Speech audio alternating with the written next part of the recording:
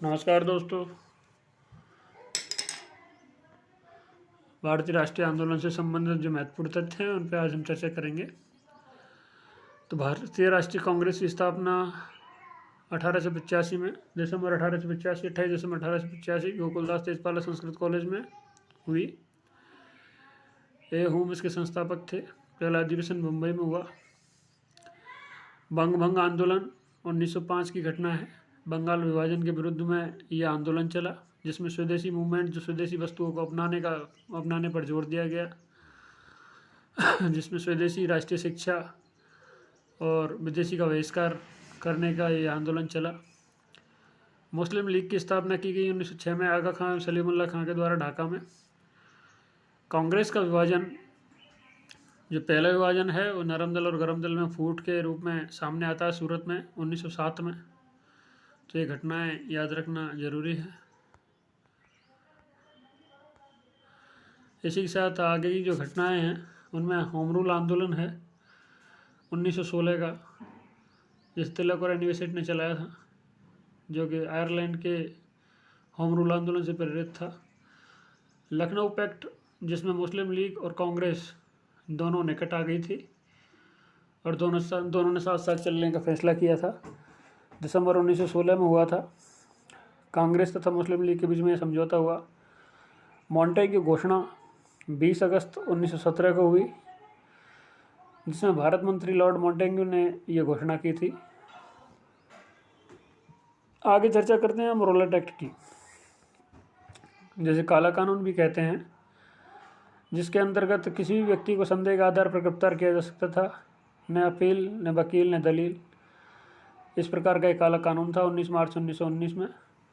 इसी के एवज में फिर सत्यपाल और सैफुद्दीन किचलू की गिरफ्तारी होती है और फिर जलियांवाला बाग हत्याकांड जो 13 अप्रैल 1919 को हुआ, इसी घटना का एक अगला चक्र था, जो आप देख ही रहे हैं। जलियांवाला बाग हत्याकांड 13 अप्रैल 1919, जिसमें जनरल डायर ने अमृतसर में ये कांड हुआ और हजारों की तादाद में लोग मारे गए। सरकारी आंकड़ों में ये संख्या 200-300 दिखाई गई।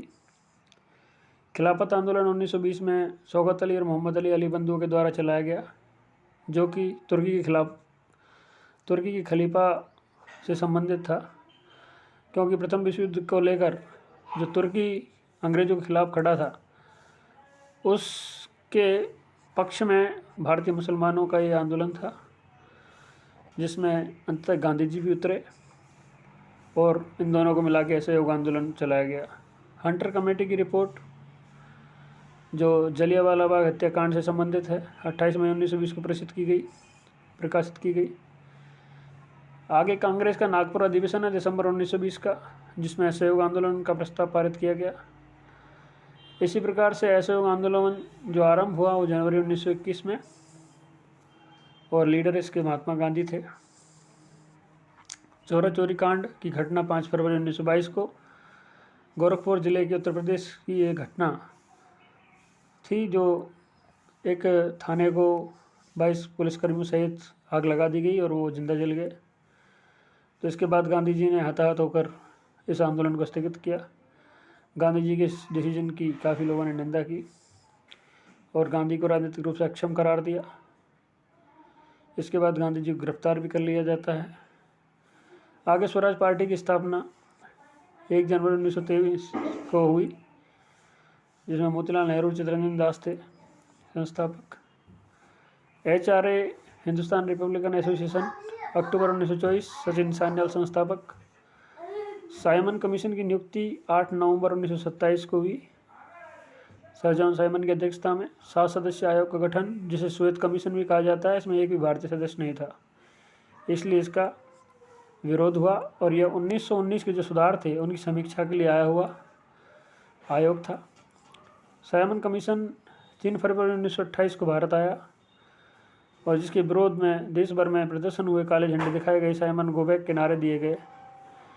इसी प्रकार लाहौर में जब लाला लाजपत राय इसका विरोध कर रहे थे तो उन पर लाठियाँ बरसाई गई और इन लाठियों के चलते ही आगे लाला लाजपत राय की मृत्यु होती है।